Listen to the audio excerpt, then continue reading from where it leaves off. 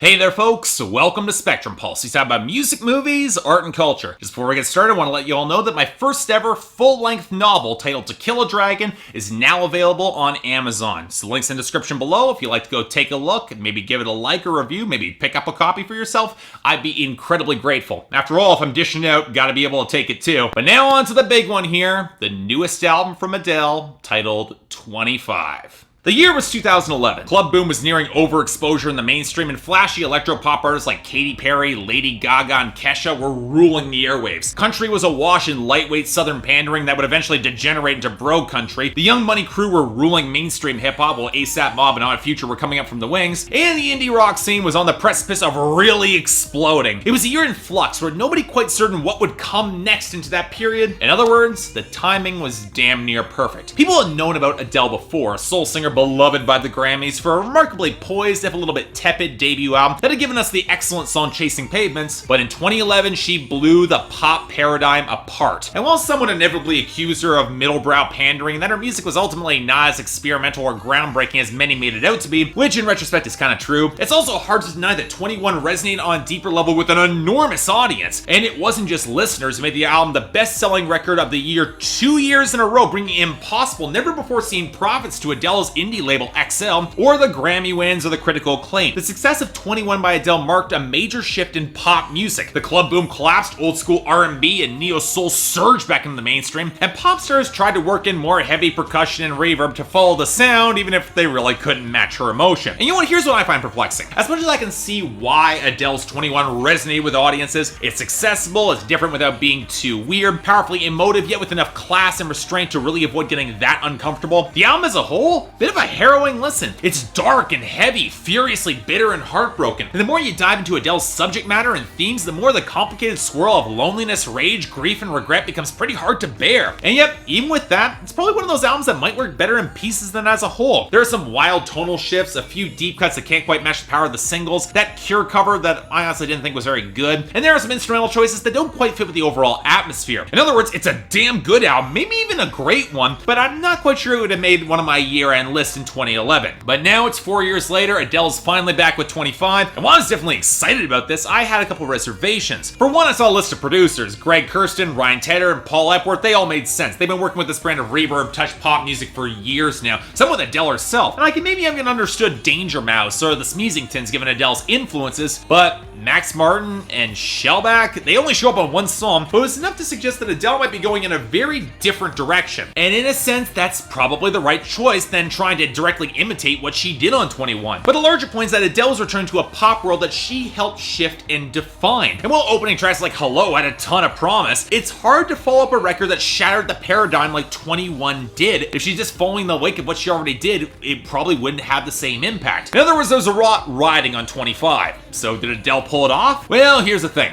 No matter what I say, it's inevitably going to be somewhat controversial, so let's just cut to the chase. Is 25 good? Yes. Is it better than 21? No. It's not as cohesive, it's not as raw or intense or loaded with the powerhouse songs and singles that can compete with her best material. In short, Adele delivered a mature, emotionally honest, solid selection of songs, and I really wish the majority of them were more interesting or dynamic. As such, there's no one glaring weakness on this album, just a series of points that don't quite work as well in contrast with the rest. And the frustrating thing is that the majority of her audience probably won't notice or care about those little elements, which is kind of frustrating. So you want proof? Let's talk about instrumentation and production. The latter of which becomes very important given the list of producers that Adele brought in, as I said. For starters, the production style does not feel cohesive from song to song. When you have the enormous gothic presence of Hello, easily one of the best songs, like the huge reverb touch mix with the bells and the backing vocals, then switching down to a stripped back, kinda clunky Max Martin and Shellback produced track with sparse drums, a muffled beat, and more percussion than melody, it's jarring as hell. It's easily the weakest track on the album, and shifting back to another reverb and organ saturated song with I Miss You, it's more proof that the sequencing of this album is really wonky. And normally, I wouldn't complain about that, except as not only does it mean that the usage of different vocal effects and production means that Adele can sound dramatically different on each song, there are some styles of production that are a much better fit for her vocals. Like Licky Lee, and yes, the comparison between I Never Learn and 25 is kind of inevitable, Adele works well on darker, slightly grittier, more worn and aged production, which is why Paul Epworth and Greg Kurstin, they just do just fine here. Hell, when Brian Burton, aka Danger Mouse, piano shows up on River Lee, drawing on gospel and blues with the organ, the wall of backing vocals, and great low groove. It's one of the best songs that he's produced in years. It's excellent. Now, the reason why this works is twofold. Adele always comes across as an older presence than her age, which works well against this sort of production, and she's got the full-throated vocals that need a melody or groove with more body and presence. That's why I really don't mind the greater influx of piano ballads, with the exception of the only decent song Remedy, but that's more an issue of Ryan Tedder's airier production not being as immersive, where the acoustic ballad Million Years Ago feels a little bit lacking, even despite the Kirsten production credit. And even with the nice vocal layering and melody, it reminds me a little bit of Evita, it doesn't quite hit as strongly. Again, not a bad song by any stretch, but when you compare it to Hello or River Lee or Water Under the Bridge, it's not quite as strong. It doesn't quite have that same impact. Now, part of this is the mood of the sound. Despite Adele giving a hell of a vocal performance, and of course she sounds excellent, the record doesn't have the same sense of raw drama and intense power that underscored 21. And in a sense, it's not meant to, especially when you dig into the writing and themes. We'll get to it. But it also means the stakes on this album feel a little bit lessened. And when you don't have the huge emotional highs that came from songs like Rolling in the Deep or Set Fire to the Rain or Turning Tables or Someone Like You, it's hard to be gripped in the same way. Now, don't get me wrong, there are points that get damn close for me. I've already talked about Hello on Billboard Breakdown, but when you have the seething off-kilter rhythm of I Miss You, the rubbery melodic groove on Water Under the Bridge, the huge drums, or the guitars and strings anchoring Sweetest Devotion, you got a sound that could really work for Adele's voice. Coming back to the piano ballads, I don't think any of them are bad songs, but I see very little about tracks like Remedy or All I Ask that make them feel like distinctive Adele songs instrumentally. In the latter case, you give the song to co-writer Bruno Mars, place it next to When I Was Your Man, and it would be a pretty easy fit. You wouldn't notice the difference outside of that performance. The problem is when you don't have those huge, raw, emotional highs anchored in the instrumentation to sweep you in, anchored by a sound that works well for Adele, the contrast between a great instrumental song for Adele and a passable one, all the more evident, really. And a big part of that comes back to songwriting and themes. And let me start by saying I get what Adele's doing here. Where 21 was explosive and raw, taking place mid-breakup, 25 is more melancholic and reflective and more mature, seeing more sides of the situation. And I really do like a lot of the framing on these songs, because Adele's never shy about placing herself in a morally complex or dubious light. It definitely is true that she has matured here, from the lost contact on Hello to the wistful reminiscence of when we were young, when that ex comes back into her life. And songs like Water Under the Bridge, where the breakup's kind of inevitable and she knows that, but an assurance is one that the relationship wasn't nothing to this guy, so the warning that she gives a new prospect on River Lee about the darkness in her past, these are songs that show some real insight and maturity. There are moments still of insecurity and pain, like on All I Ask, where she hopes that one last time, and Love in the Dark, where she's the heartbreaker in a relationship that's just kind of run its course and fizzled out, but is tempered and controlled. That comes with maturity. And yet, for as much as I like that in the content, the songwriting itself hasn't really grown up with it. And I mean that in terms of poetry and detail. So many of these songs feel very straightforward and plain spoken in language and message that you kind of expect a more raw performance to elevate them, and when that doesn't really happen, it lowers the emotional stakes. On top of that, the inclusion of Remedy and Sweetest Devotion as songs for her young son, they're generally kind of sweet, but kind of muddy the thematic waters a bit for me. Yeah, it's a working metaphor for growing maturity, and I completely believe this kid's birth was a factor in her growing up more, but when you have an album loaded with emotionally complex situations, having closure and maturity be a factor of just kids coming into her life strikes me as a little bit too tidy to really fit and really close things off, especially when the steady encroach of time fits the mystique of her more abstract tracks a little bit better, at least for me. So look,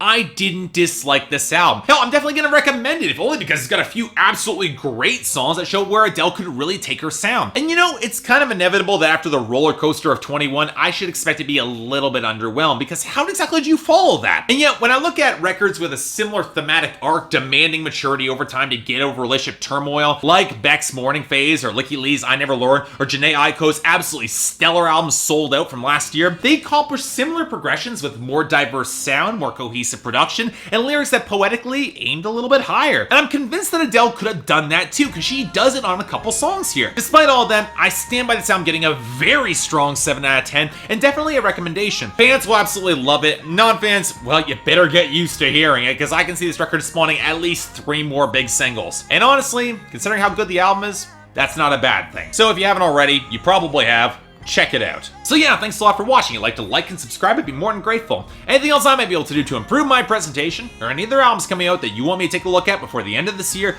I'd be more than happy to give them a listen. Until then, I'm Mark, you're watching Spectrum Pulse, and I'll see you next time.